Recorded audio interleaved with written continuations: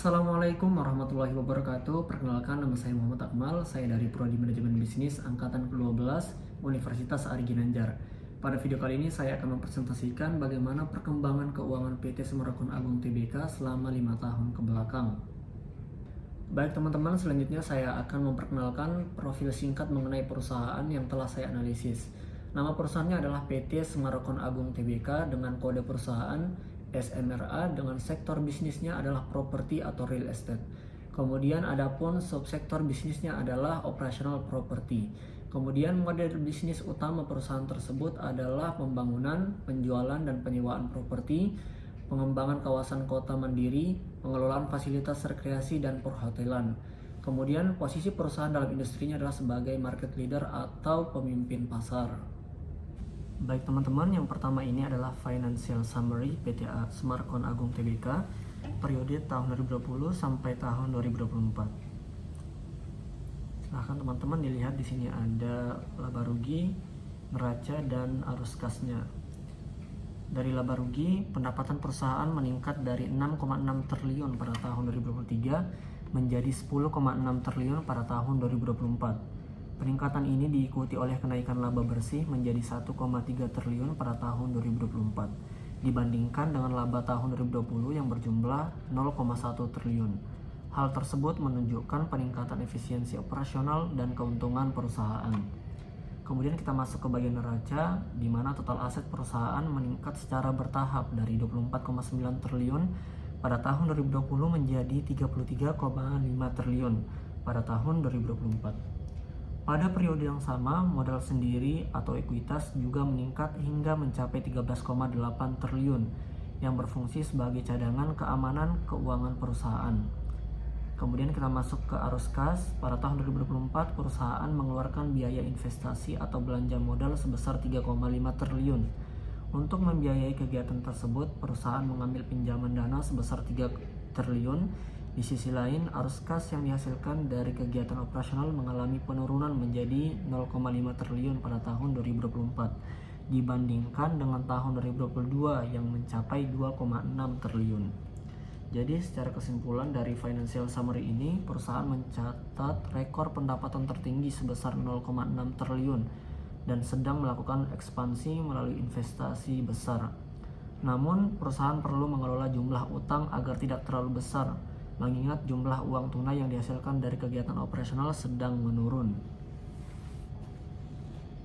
Dan selanjutnya di sini ada laporan laba rugi dari PT Semarkon Agung Tbk periode tahun 2020 sampai tahun 2024. Di sini kita bisa melihat perusahaan mencatat kenaikan pendapatan pada tahun 2024 menjadi 10,6 triliun, meningkat dari 6,6 triliun pada tahun 2023. Hal ini menunjukkan adanya penambahan volume penjualan properti atau penyelesaian proyek besar pada periode tersebut. Adapun laba dari kegiatan operasional perusahaan meningkat dari 1,9 triliun pada tahun 2023 menjadi 3,7 triliun pada tahun 2024. Peningkatan ini didukung oleh pencapaian laba kotor sebesar 5,4 triliun pada tahun 2024. Kemudian keuntungan bersih perusahaan meningkat secara bertahap dari 0,1 triliun pada tahun 2020 menjadi 1,3 triliun pada tahun 2024. Kenaikan ini menunjukkan bahwa kualitas keuntungan perusahaan meningkat setiap tahunnya. Kemudian nilai EBITDA yang merupakan indikator dana tunai dari operasional meningkat menjadi 4 triliun pada tahun 2024. Perusahaan juga mencatat pembalikan kondisi dari pertumbuhan pendapatan negatif pada tahun 2020 menjadi pertumbuhan positif yang signifikan pada tahun 2024.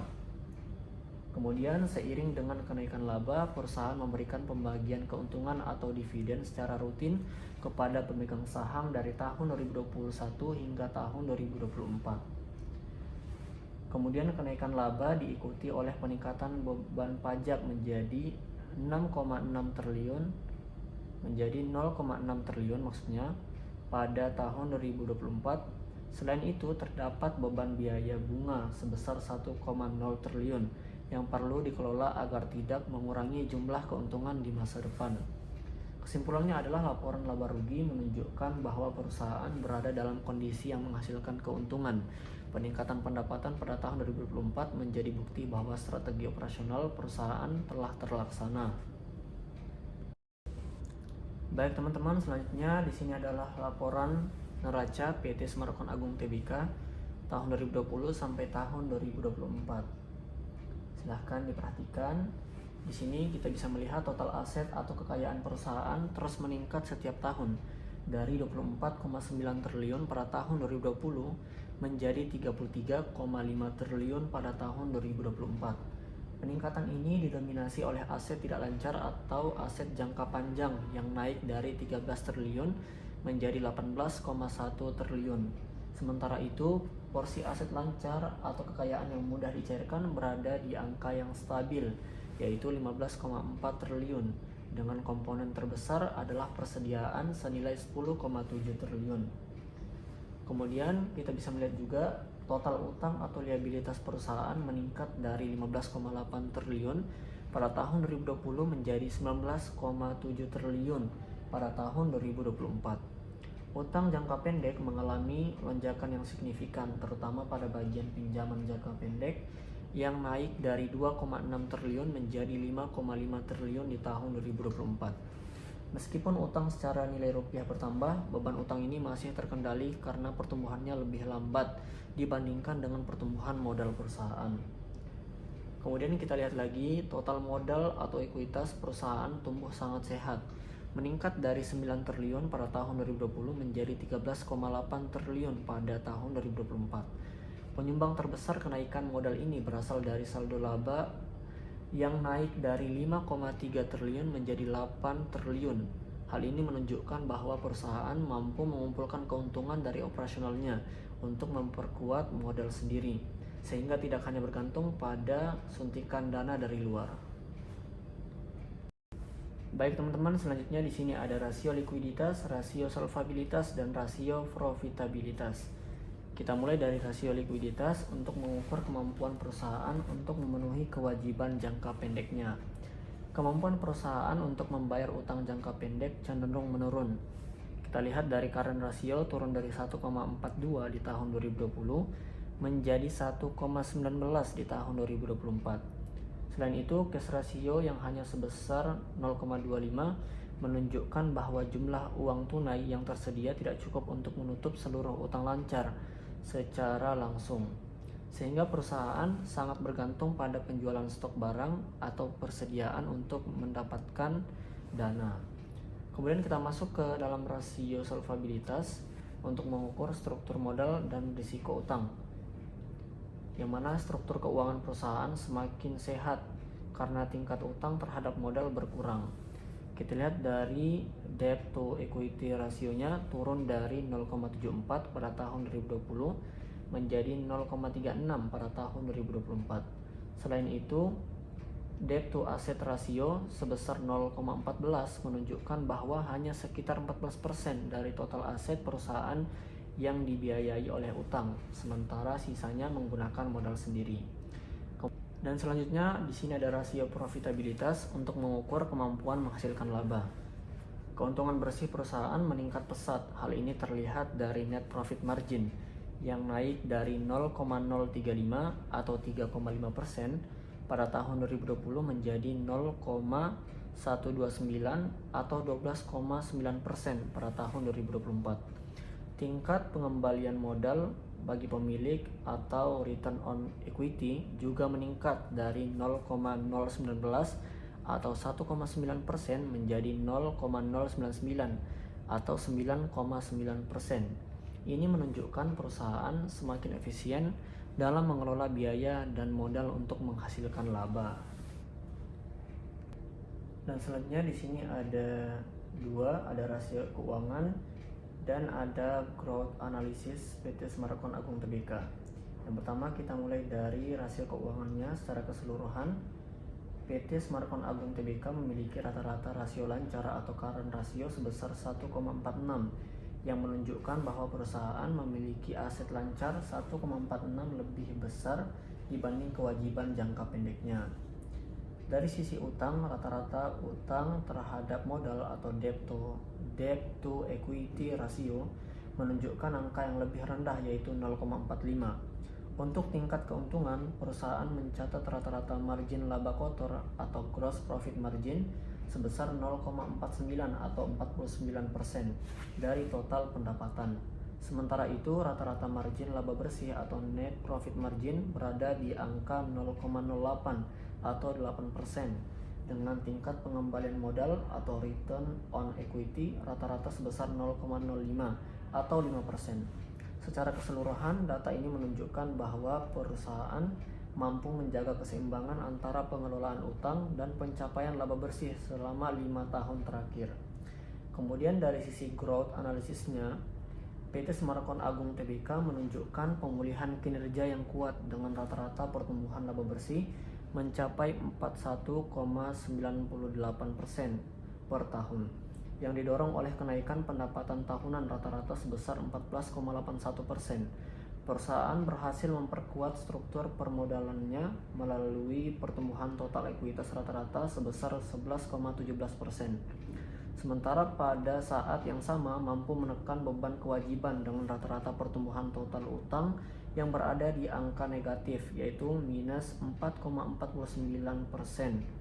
Meskipun laba bersih sempat mengalami penurunan signifikan sebesar min 65,08% pada tahun 2020, efisiensi operasional perusahaan meningkat pesat di tahun-tahun berikutnya, mencapai puncaknya pada tahun 2024 dengan pertumbuhan laba operasi sebesar 95,24% dan pertumbuhan pendapatan sebesar 59,54%.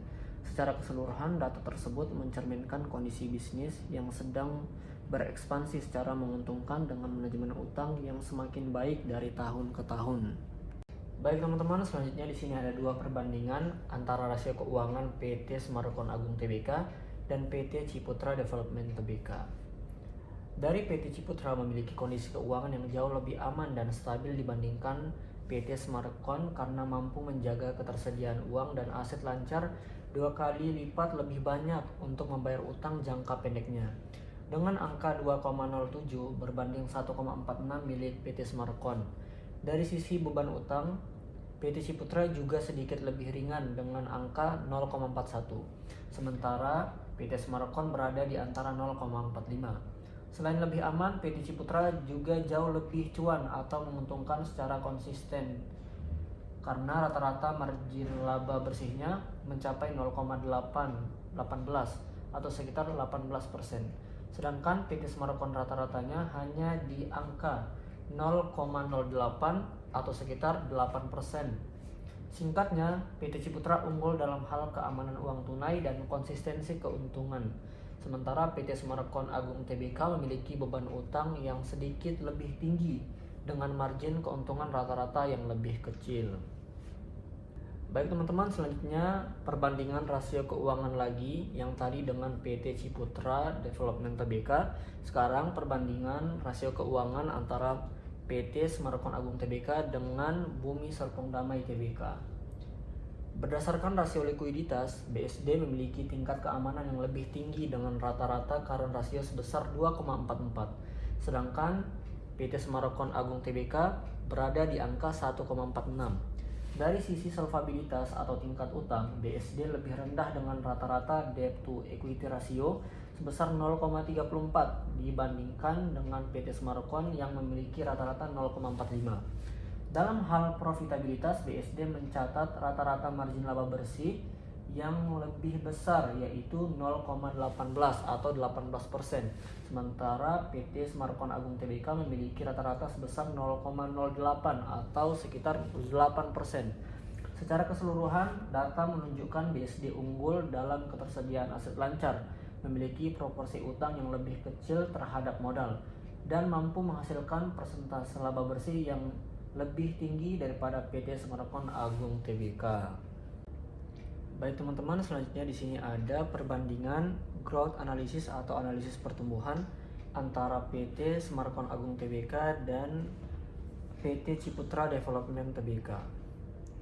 Dari sisi pendapatan, PT Semarkon Agung Tbk mencatat rata-rata pertumbuhan tahunan yang lebih tinggi sebesar 14,81% dibandingkan PT Ciputra yang berada di angka 8,55%. Keunggulan pertumbuhan PT Semarkon juga terlihat sangat signifikan pada laba bersih dengan rata-rata kenaikan mencapai 41,98% per tahun. Sementara PT Ciputra tumbuh rata-rata sebesar 13,41%. Namun dari sisi modal sendiri, PT Semarkon mencatat rata-rata pertumbuhan ekuitas sebesar 11,17%, sedikit di atas PT Ciputra yang tumbuh rata-rata 8,98% per tahun. Meskipun pertumbuhan laba PT Semarkon terlihat lebih agresif, kedua perusahaan sama-sama berhasil mencatat rata-rata pertumbuhan utang yang negatif, yaitu minus 4,49% untuk PT Semarkon Agung Tbk dan minus 1,57% untuk PT Ciputra, yang menunjukkan adanya penurunan beban utang secara keseluruhan selama periode tersebut. Kalau tadi adalah perbandingan PT Semarkon Agung Tbk dengan PT Ciputra Development Tbk terkait growth analysis, sekarang adalah perbandingan antara PT Semarkon Agung Tbk dan Bumi Serpong Damai Tbk terkait growth analysis atau analisis pertumbuhannya. Dari pertumbuhan pendapatan, BSD unggul tipis dengan rata-rata kenaikan tahunan sebesar 15,42%. Sementara PT Semarkon Agung Tbk mencatat pertumbuhan sebesar 14,81%. Namun dalam hal pertumbuhan laba bersih, BSD mencatat kenaikan rata-rata yang jauh lebih tinggi, yaitu 94,65% per tahun, berbanding 41,98% pada Semarkon Agung Tbk. Dari sisi pengelolaan beban, PT Semarkon Agung Tbk berhasil menekan pertumbuhan utangnya hingga rata-rata negatif, yaitu minus 4,49% per tahun. Sedangkan utang BSD justru tumbuh rata-rata sebesar 3,68%.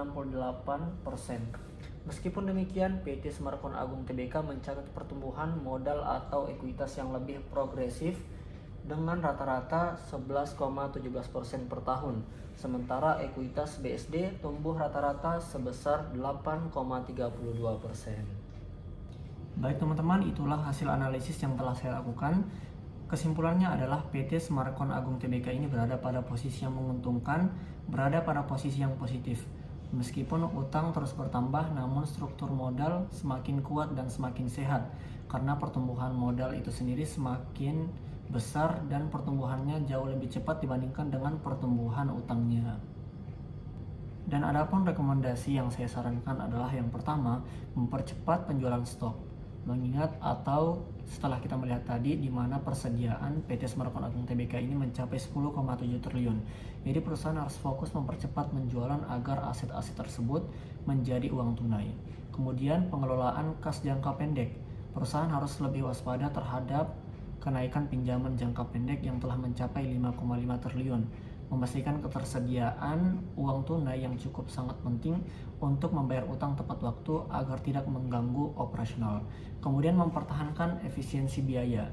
Mengingat margin keuntungan yang terus membaik, perusahaan disarankan untuk tetap konsisten menjaga efisiensi biaya agar tingkat pengembalian modal bagi pemegang saham tetap tinggi di masa depan. Itu saja dari saya, kurang lebihnya mohon maaf. Assalamualaikum warahmatullahi wabarakatuh.